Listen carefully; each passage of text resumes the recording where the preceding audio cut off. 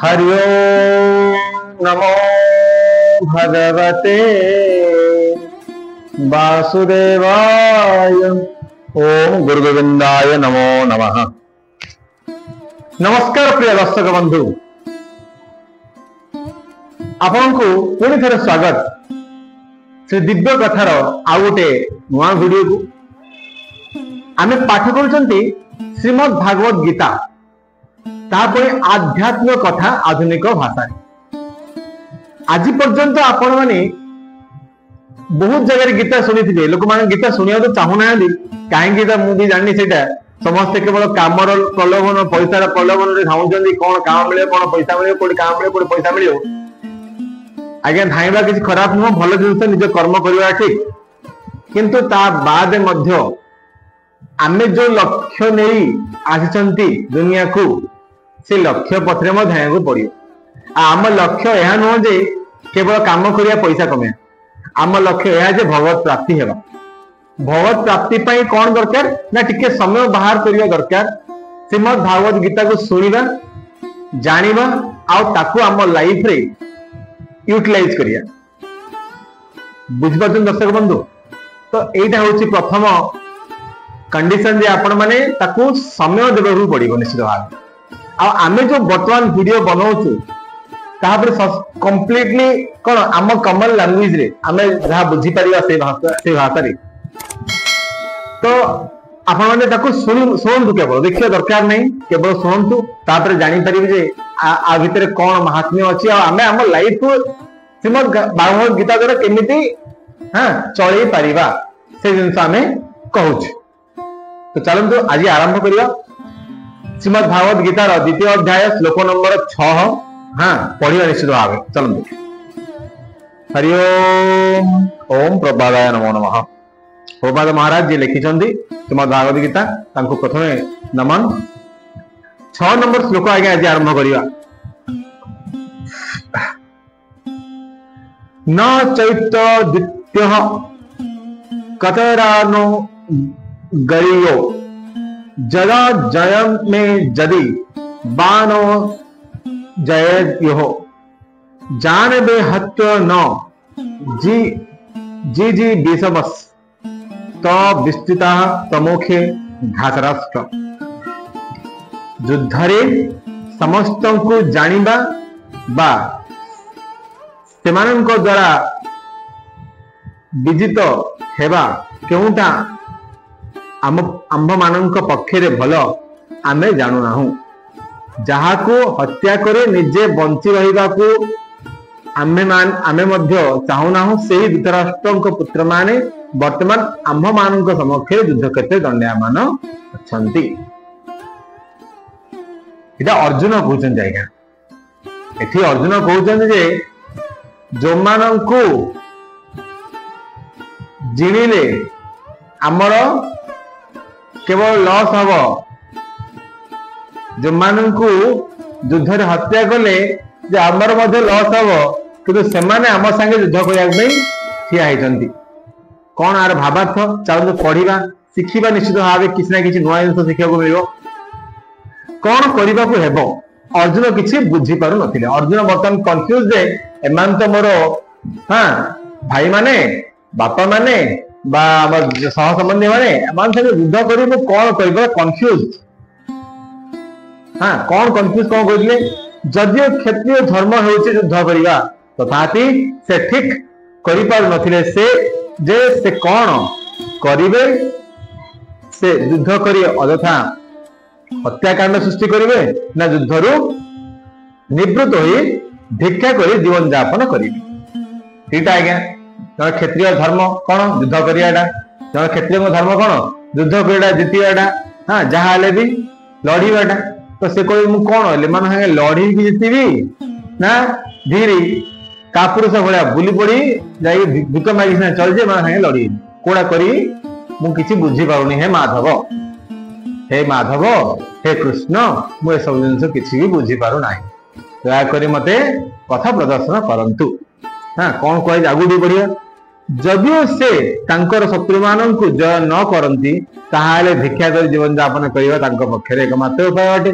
जदि कर हारी जीवी ताहार मते निहाती मते राज्य मिलूनी से भिक मागे पड़ियो नहीं जब जिते भी ताहार राज्य मिलियो जे जिते बोधे मानु मरिया पड़ियो जदि मारिया पड़ियो जदि मारले मते कोन का पे राज्य जिते का राज्य मु देखैबे ए होला जिंस मध्य तांग मन रे कोह उठुची आ कोन कंफ्यूजनेस क्रिएट हेची आगु पड़िया से युद्ध क्षेत्र में जय लाभ करेंगे ताहार कौन निश्चित नथिला बा ग्यारंटी नहीं युद्ध जितियो कि नहीं कारण युद्ध रे कौन सी गोटे दल जय लाभ करती साधारण कथा है कि जने हारले जने जितियो ना न हारले जने जितियो कि एटा जिंस कहा जदियो सेमानंक बा पांडव मानंक विजय सुनिश्चित सेमानंक दाबी युक्तियुक्त थिला हां तथापि जदि धृतराष्ट्रंक पुत्रगण युद्ध रे विनाशित हुअन्ति ताहाले सेमानंकर विरह रे जीवन धारण करिबा बड़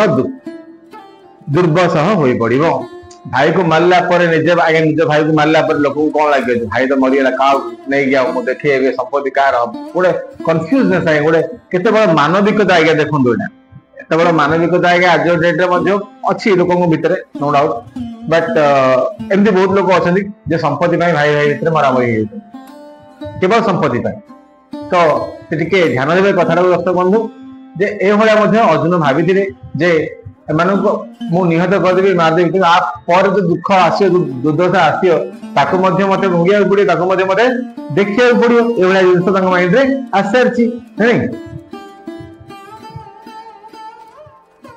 ए परिस्थिति रे एहा सेमानंक पक्षरे अन्य एक प्रकार पराजय अटे जदि निज लोक मरीगले माने कौन गोटे प्रकार पराजय है आमे गोटे कथा आज्ञा शुणु आपण एत सुंदर पोशाक पिंधे ना गोटे भल सुंदर गोटे ड्रेस पिंधे किंतु कौन आपण को देखा कि नथे आज्ञा आपण एड़ा गोटे गाड़ी चलाउथिए किंतु पछरे बसिया पे निजर फैमिली नथिए किंतु गाड़ी लग्जरी गाड़ी आपण धरतन बट फैमिली नांदी निजर भाई नहीं निजर वाइफ नहीं हां सांग साथी गोटे के नांदी से गाड़ी चलले कौन न चलले कौन चली कि अच्छी नहीं ना तो यही जिन भावना आसी वर्तमान अर्जुन मन में बुझिपारे सब जिन जीति क्या जीति कौन जीति ये सब जिन कौन माइंड रे आसे चलो आउ कौन पढ़िया अर्जुन ए प्रकार विचारधारा को परिष्कार भाव में जना पड़ता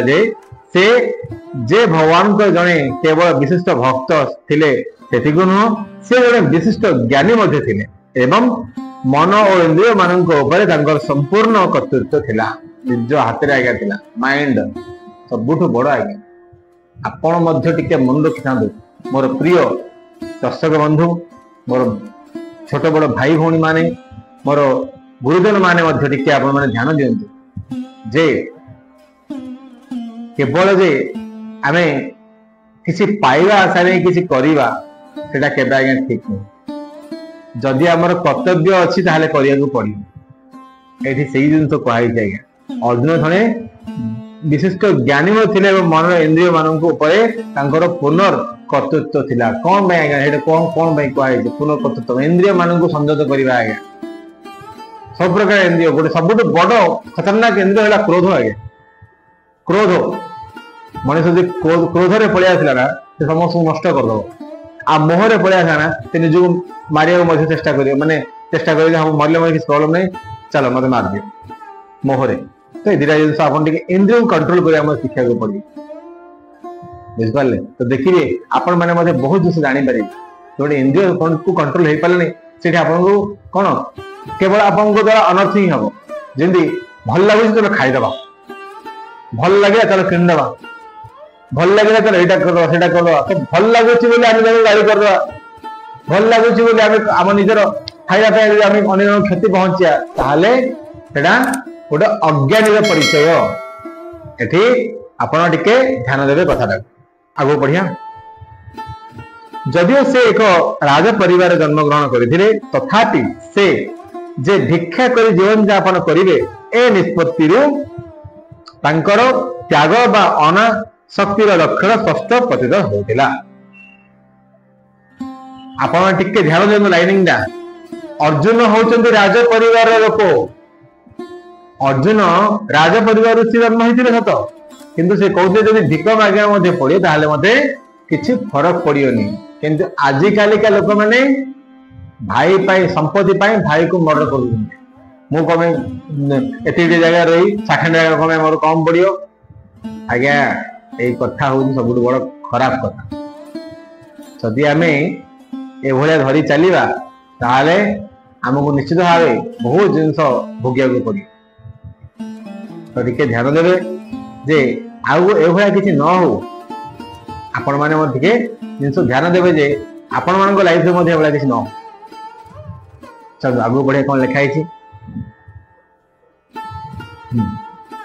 वास्तव रे से अनेक सद्गुण रे भूषित होइतिले। निजर गुरु भगवान श्री कृष्ण उपदेश तांकर बड़ विश्वास बा आस्था थिला। एथुरु यह स्पष्ट जना पड़ुथिला। एथुरु एही सिद्धांत प्रकाश पाउ जे से मुक्ति लाभ करिबाकू संपूर्ण उपयुक्त अटंती। मुक्ति लाभ करिबाकू संपूर्ण उपयुक्त अटंती। काहेकि ना से कृष्णकर गोटे बड़ भक्त प्रथम आ द्वितीय हला इंद्रिय मानन को जे संयत करि पारिबो। कृष्णक बड़ भक्त होइकार अछि आ इंद्रिय मानन को संयत करि पारियारो गोटे सक्षम हेबार अछि। जदि दीर्घा अछि ताहाले आपण मध्य भगवत प्राप्ति करि पारिबे। संपूर्ण सत कथा आगे निंत्रा ठीक है ध्यान देबे। एथुरु सिद्धांत पाउछि जे से मुक्ति लाभ करिबा को संपूर्ण उपयुक्त अटंती। इंद्रिय गुणिक संयत न होले ज्ञान भूमिका को उन्नति करिबा कोनोसी संभावना नाही। जो आज्ञा इंद्रिय जदि मन खोजु थिबो कोन एटा सेटा अमकटा समकटा ताले आज्ञा इंद्रिय संयत हलानी।